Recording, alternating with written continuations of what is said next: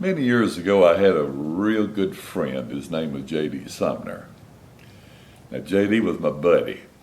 He was to me, the greatest bass singer that ever lived.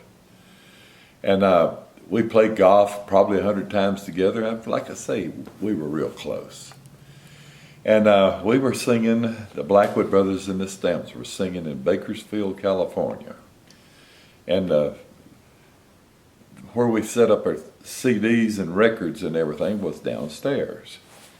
And it's a big open room, and we had our tables down there, and I was sitting behind my table, and he happened to come down to his table, and he saw me sitting over there. He walked over, he says, "Ken, can I ask you something? I want to tell you a story." I said, "Hey, sit down with me, buddy." And so we started just chatting. He says, "I had a dream."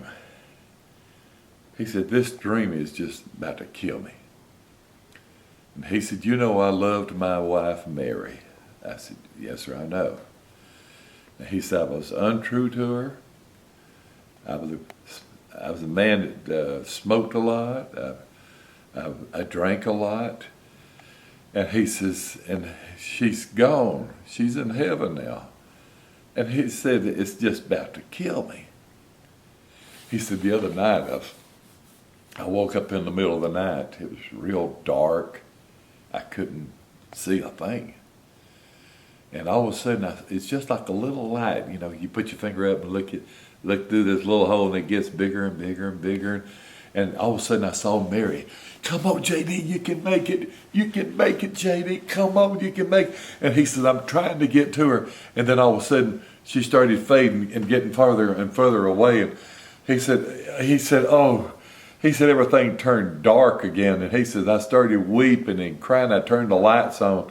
He said, I was sweating, completely sweat, and crying and weeping.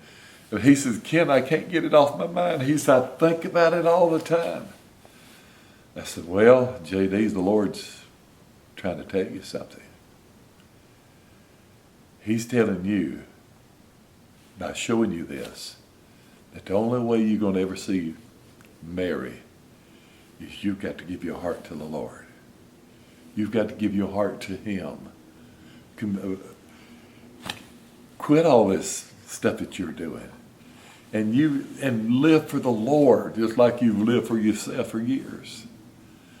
He says, "I know I've got to do that. I've got to do it." And then somebody hollered, "J.D., y'all are on stage." He says, "Ken, I'll talk to you a little bit." And he had run up and sing. The Stamps were calling him to sing. And I didn't have a chance to talk to him no more that night. And just the next week, he was coming through Greenville, South Carolina. I called the pastor there in Greenville. He said, "This is J.D. Sumner." Now, here we go. "This is J.D. Sumner. And he wants you to come up and pray for me." That's what J.D. was saying. And he said, "I want to give my heart to the Lord." And so many times I've thought about that.